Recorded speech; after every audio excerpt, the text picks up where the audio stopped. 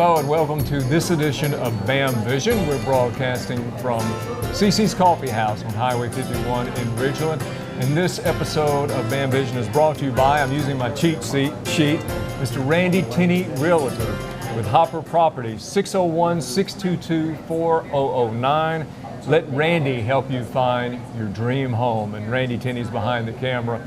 And we're always glad to have him here doing this great job for us. I'm pleased and honored to have a special guest today. We're taking a different shift on BAM Vision today. Mr. Jason Hester with an organization called Restoration Hope based in Jackson. Jason, welcome to the show. Thanks, Jack. It's good to be here. All right, Restoration Hope. Again, you're based in Jackson, but you're doing work in South Africa. How in the world did this happen? What is Restoration Hope? And what are you doing for the South African community?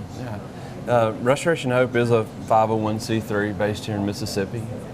In 2010, my wife and I went on a short-term mission trip to Sweetwater, South Africa.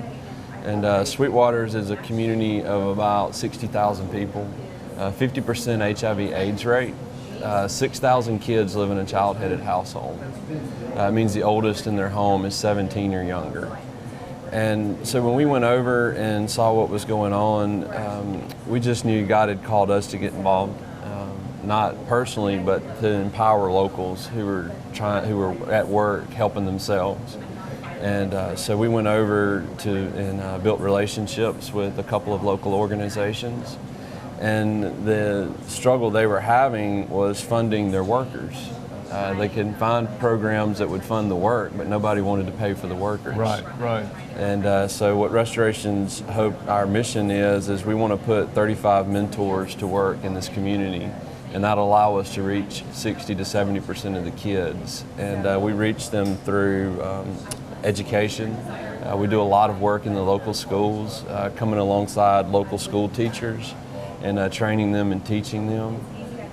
Helping them do lesson plans and do life skills training with the children inside the moral-based, Christ-based life skills training inside the local public schools. And you're a 501c3, so that means you are entirely dependent upon contributions, Yes. Is that right? Do you get any aid whatsoever No. from any No. UNICEF All local or any? donors. Yeah. Did you have difficulty initially, you and your wife, whose name is? Brandy, did you have difficulty initially being from Mississippi, being outsiders in Sweetwater? I mean, was there any pushback initially, or were you welcome? How were you able to get in and situate yourself in this community? I think that was the thing that we really we learned early on, was that the good ministries, the good organizations in Africa are really, really hesitant to work with Americans. And it took 3 months of us being on the ground over there before any would sit down with us or let us in. To show you were serious. Yes. Yeah. Well, because as Americans, we have a tendency to come over and do two things. We throw money at it, or we try to take it over. And that's true. It's true. Yeah, it's true. And so for the locals there, the ones that were beating our doors down were the ones that weren't doing good work, because that's what they want. They just want the money. And but the organizations that were doing really good work were real slow, because they wanted to make sure we weren't just going to throw money at the problem, and that we weren't going to try to take it over and do our own thing. Well, you and I just did the first episode of Midlife Chris, our talk show podcast, which is on bamsouth.com. And you told me, and I thought this was very interesting and refreshing, instead of just throwing the money, and you weren't critical of that, but instead of just throwing loads of money at a problem, you and your wife are actually looking for long-term solutions that may not bear fruit or come into fruition for years down the road. And you're doing that by working with the young members of the community. How is that met? I mean, are the young people receptive? Yeah. Is there pushback from the elders? Talk about what you're doing with these young people. That's a great question. So we start, all the studies show that the greatest impact in terms of money, in terms of change, in terms of everything, is had at the younger generation. So 3, 4, early childhood development up through 10, 11, 12 years old is the most prime time to reach a child and help them make different choices. And the thing that we found in communities like this, the children are brilliant, and they're incredibly observant, and they're very, very smart. I mean, they know. Intuitively, they're looking around and they go, I know this isn't good. Yeah. I know this isn't right, but I don't know another way. And so the children are incredibly receptive. They listen, they want to be guided, they want to be put on a different path. The older generation, More set in their ways, I guess, and it's resistant. they're more resistant because they've got such a long history of doing things the way that they've done them. You know, you do reach a place where it's just really hard to change. Really, really hard to change. Or in particular in Sweetwaters, the population chart in this community peaks at 20. Really? The generation from 20 to 60 has been wiped out by AIDS. It's almost non-existent. That is unbelievable. And you mentioned also to me earlier that young women in particular have it difficult. What was the statistic you quoted to me? It's heartbreaking. Yeah. Well, when you look at the community, more than 40% of the children have been raped or abused.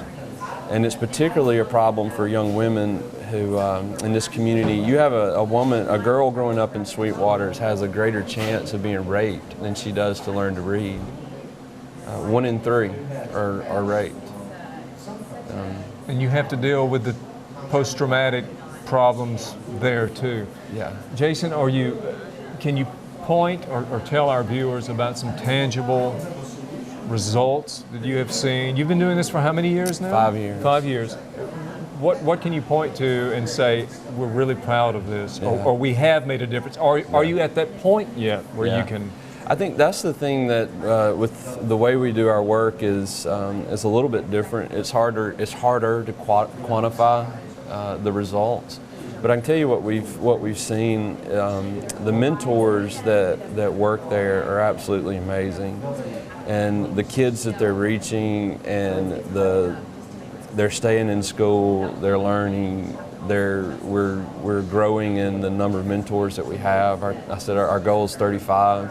We're up to 5 now, and we're beginning to see kids come out of the trainings and the programs with the potential to be mentors themselves. Good. And then what we've been able to see with the school teachers is where we've been able to measure the biggest impact is watching these teachers who had no formal training, no education themselves, but they were given the government curriculum and expected to teach a class. And we've watched them go from, just babysitting where the kids are running around the classroom and they're really not doing anything to lesson plans and structured teaching. And to see these teachers, which even there's such a misconception about women in impoverished situations that they're not capable. And that's just not true. And we've been able to see these teachers embrace it, walk into it. We've watched really good private school teachers come in and establish mentoring programs with these local school teachers in Sweetwaters. And the impact that we're seeing in the educational setting is absolutely incredible. Have you and your wife, I don't want to put you on the spot, but have you ever considered actually relocating to Sweetwaters? Yeah, we did. When we started this journey out, that's what we thought we were going to be doing. And no, I feel like, my calling's here. I run a business and I do that, and we go back and forth between here and there. But early on, I told our friends over there when I met them, it's like, I want you to know that I think the last thing South Africa needs is another white American. in the midst, I guess. And, they looked back at me and said, we're glad you know that. Well, Jason, can you point to your proudest accomplishment so far in the past 5 years, and also what is the most challenging part of the work that you're doing? A two-part question. I think the thing that we're most proud of is that when you start out with something like this, you just don't know. You don't know if it's going to resonate with others, or you're going to be able to get it off the ground, or you're going to be able to survive. And I think for my wife and I to just have held to our values and not go do something on our own, and to watch the local relationships that we've been able to develop has just been incredible, because we've been able to bridge those gaps and stay true to what we wanted to accomplish, which was to not do it ourselves, but just to come alongside what locals were doing. I think our biggest challenge has been, and just there's nothing easy about fundraising. No. There's nothing easy about having a job and running a nonprofit, and just balancing everything, and knowing when to commit to something and how to keep funds coming in is just always a constant challenge. And the name Restoration Hope, it's kind of self-explanatory, but did you pick it for a specific reason? Yeah, restoration was like just the big burden that was on our heart when we went over there. It's like when we look at a community, we don't look at it through the lens of helping or hurt, just there's so much potential, there's so much latent potential in that community to see it restored. And hope is how you do it. When are you going back, Jason, finally? Working on that now. More than likely we'll go back in May. We'll have 2 teams that go this year. Both will go around about in October. So we usually do about 3 or 4 trips a year. Outstanding organization, very noble work. Jason, Hester, if people want to contribute to Restoration Hope, and I know you depend on contributions, if they want to contact you, find out more information, your website, phone number, how do they get in touch with you? Yeah, website is restorationhope.org. My email is jason@restorationhope.org. And phone number is 601-991-2830. Jason, thanks. It's Thanks, Jack. great to have you on. Outstanding work. And since this may be our last broadcast, I don't know if we're going to appear after Christmas or before, but Merry Christmas and best of holidays to you all. Thanks for your support of BAM Vision and BAMSouth.com. And again, thanks to Randy Tenney behind the camera. He is now with Hopper Properties, 622-4009. Randy Tenney can help you find your dream home. I'm Jack Chris. This is BAM Vision for BAMSouth.com. Thank you so much for watching, and we'll see you soon.